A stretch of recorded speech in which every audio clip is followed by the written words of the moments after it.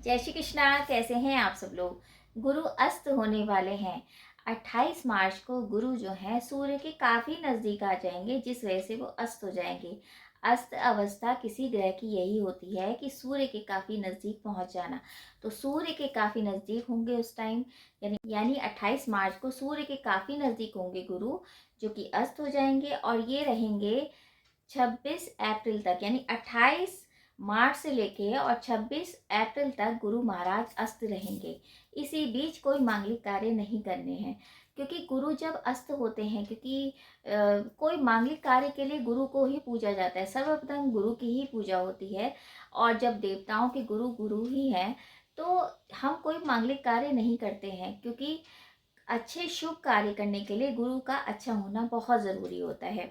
यानी 27 अप्रैल में जब गुरु महाराज उदय होंगे, तब जाके मांगलिक कार्य शुरू हो सकते हैं। अब इस बीच ये जो हैं गुरु हैं, वो भी चंडाल दोष निर्माण करेंगे, क्योंकि 22 अप्रैल को गुरु राशि परिवर्तन करके राहु के साथ आ जाएंगे मेष राशि में। और मेष राशि में ऑलरेडी राहु विराजमान है, तो गुरु की स्थिति क्या होगी, जब वो राहु के साथ आएंगे चांडाल दोष का निर्माण भी करेंगे। तो फिलहाल हम बात कर रहे हैं, गुरु अस्त हो गए हैं तो हमारी राशि पे किस तरह से प्रभाव पड़ेगा उसके बारे में बात कर रहे हैं। राशिफल स्टार्ट करने से पहले, जैसे मैं हमेशा बताती हूँ कि ये राशिफल आप चंद्र राशि के अकॉर्डिंग देखिए। और अगर आपको चंद्र राशि नहीं पता है तो अपने जैसे नाम अक्षर की जो पहला अक्षर होता है उससे भी आप देख सकते हैं। तो चलिए स्टार्ट करते हैं मेष से लेके मीन तक की राशियों के बारे में, कि गुरु जब अस्त हैं तो हमारी राशि पे क्या प्रभाव देंगे। तो प्रथम राशि मेष राशि। मेष राशि से स्टार्ट करते हैं। देखिए, मेष राशि में गुरु कहाँ के स्वामी हैं। गुरु हैं एक तो नवम भाव के स्वामी हैं और 12वें भाव के स्वामी हैं, और 12वें भाव में ही जो है वो अस्त हो जाएंगे। यानी कि 12वां भाव व्यय का भाव, व्यर्थ के खर्चे होंगे, व्यर्थ की परेशानियां हो सकती हैं, और हो सकता है खर्चे तो बढ़ेंगे, साथ साथ आपकी अनबन भी हो सकती है अपने पार्टनर को लेके, या किसी भी आप नई डीलिंग कर रहे हैं उसमें कुछ अनबन हो सकती है। तो अभी जो है 1 महीने तक आप ये काम टाल दीजिए। अगर कोई नया काम आपको शुरुआत में करना है तो वो ना करिए, क्योंकि जब गुरु अस्त होंगे तो मांगलिक कार्य वैसे भी नहीं होते हैं। तो इस बात का ध्यान रखिए कि अभी काम को टाल दीजिए, क्योंकि आपके खर्चे बढ़ेंगे और बेवजह के खर्चों के कारण मानसिक तनाव भी हो सकता है और हेल्थ के इश्यू भी हो सकते हैं, क्योंकि मेडिकल का भी कहीं ना कहीं 12वां भाव होता है। तो व्यय आपका निश्चित है, तो उस पर आपको ध्यान देना पड़ेगा। वृषभ राशि। देखिए, वृषभ राशि में गुरु हैं 8वें और 11वें के स्वामी, 11वें भाव में ही अस्त हो रहे हैं। तो 11वां भाव होता है इनकम का। इनकम के स्रोत के मामले जो हैं वो थोड़े से कम हो जाएंगे, यानी कि उसमें थोड़ी रोक लग जाएगी, क्योंकि अस्त होंगे तो उस हिसाब से रिजल्ट नहीं देंगे। लेकिन ये है कि आपकी जो शेयर मार्केट से रिलेटेड काम है या कुछ काम आपका पुराना है वो आपका काम हो सकता है, अन्यथा इनकम के स्रोत में थोड़ी कमी आएगी। लेकिन हेल्थ में यानी स्वास्थ्य में आपके सुधार होगा। आर्थिक मामले जो आपके पुराने थे वो तो सही होंगे, लेकिन आपकी जो एक धन की जो फ्लो है उसमें थोड़ी कमी आ जाएगी। बाकी ये है कि हेल्थ के इशू जो है वो खत्म होंगे, हेल्थ से रिलेटेड जो दिक्कतें थी वो खत्म होंगी, लेकिन इनकम में थोड़ी सी कमी आएगी। लेकिन जो पुरानी इनकम है, जो पुराने धन अटके हुए हैं वो आपके मिल जाएंगे।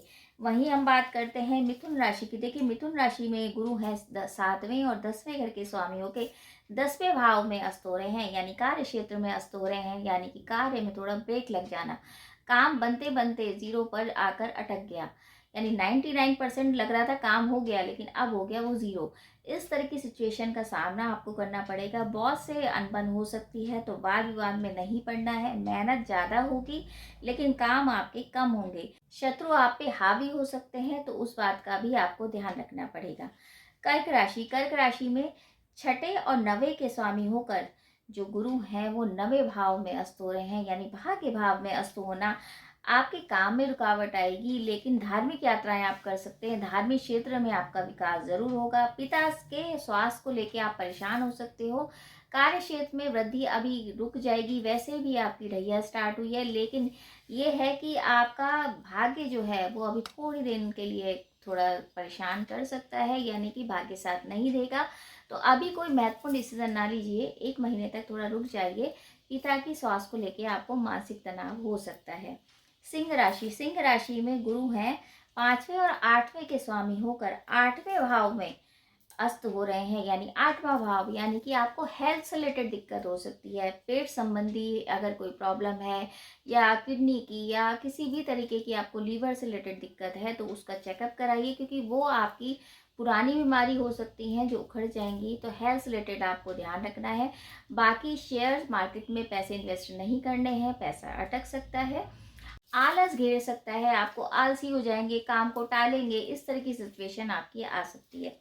वही बात करते हैं कन्या राशि की। देखिए, कन्या राशि में गुरु हैं चौथे और सातवें के स्वामी होकर सातवें घर में भ्रमण करेंगे, यानी कि आपका सातवां घर होता है स्पाउस का, पार्टनरशिप का। तो आपके तनाव आ सकता है, यानी पार्टनरशिप में कुछ आपको चीज़ें समझ में नहीं आएंगी, तो आप उससे लेके आप परेशान हो सकते हो, या आपके जो जीवन साथी है उससे अनबन हो सकती है, उस बात का ध्यान रखना है। लेकिन कार्य क्षेत्र का विकास जरूर होगा, बस मानसिक शांति आपको चाहिए, क्योंकि आपके दिमाग में मतलब ऐसी बातें आएंगी कि ये काम करूं नहीं करूं, इस तरह की चीजें होंगी। लेकिन वैसे आपका आर्थिक विकास होगा, जो रुका हुआ काम था वो आपका काम बनेगा।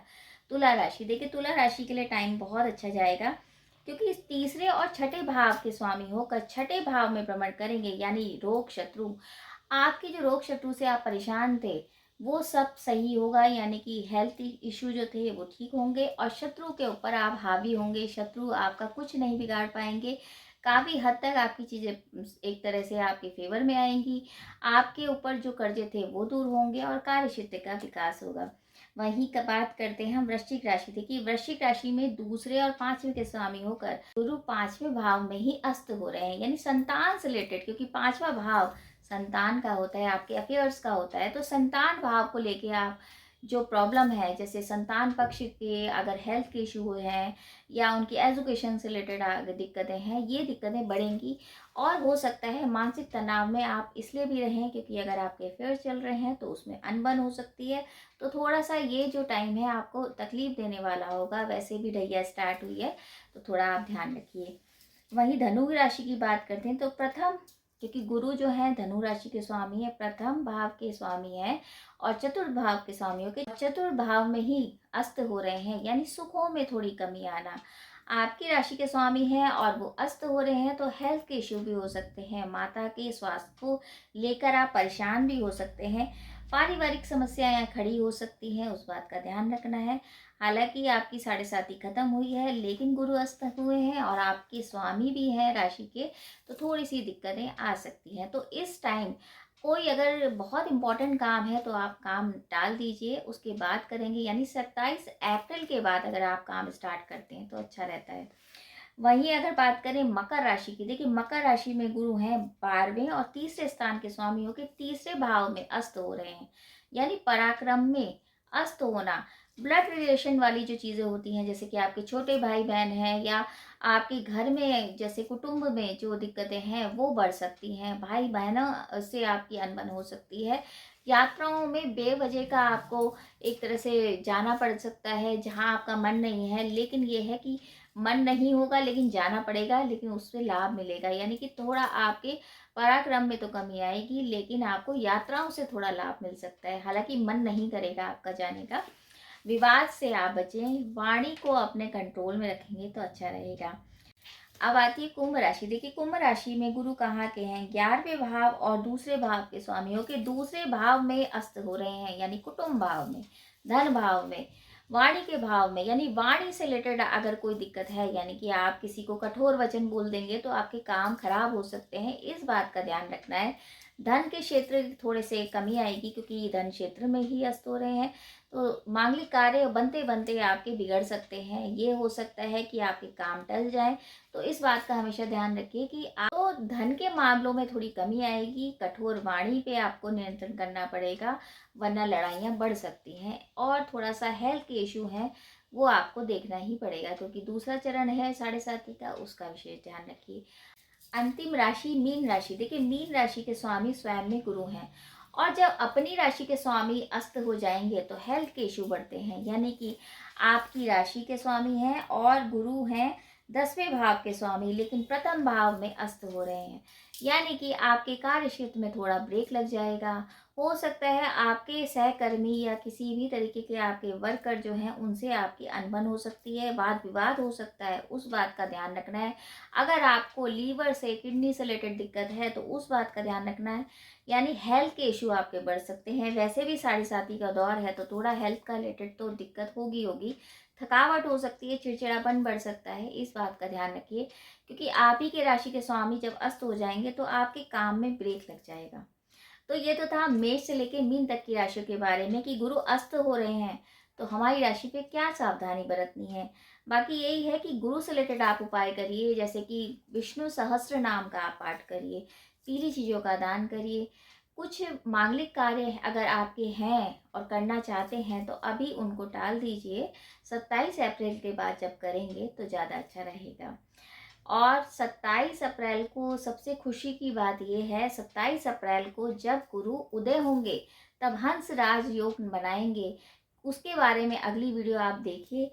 तो उसके बारे में अगली वीडियो का आप वेट करिए, क्योंकि हंस राजयोग आप सभी के लिए बहुत कुछ लेके आएगा, लेकिन ये महीना आपको थोड़ा सा ध्यान रखना पड़ेगा। तो अगर आपको किसी भी तरीके की बीमारी है या कोई आपकी पुरानी बीमारी चल रही है तो आप चेकअप कराते रहिए, और कोई मांगलिक कार्य आप करना चाहते हैं तो इस महीने आप टाल दीजिए। बाकी जो मैंने आपको उपाय बताए हैं वो ही कर लेंगे तो गुरु किसी भी तरीके से आपको प्रॉब्लम नहीं क्रिएट करेंगे। यानी कि कोई ग्रह वैसे तो प्रॉब्लम क्रिएट नहीं करते हैं, लेकिन यही है कि अगर हम सही तरीके से सही दिशा में हम उपाय करते हैं तो हमको फल भी मिलता है।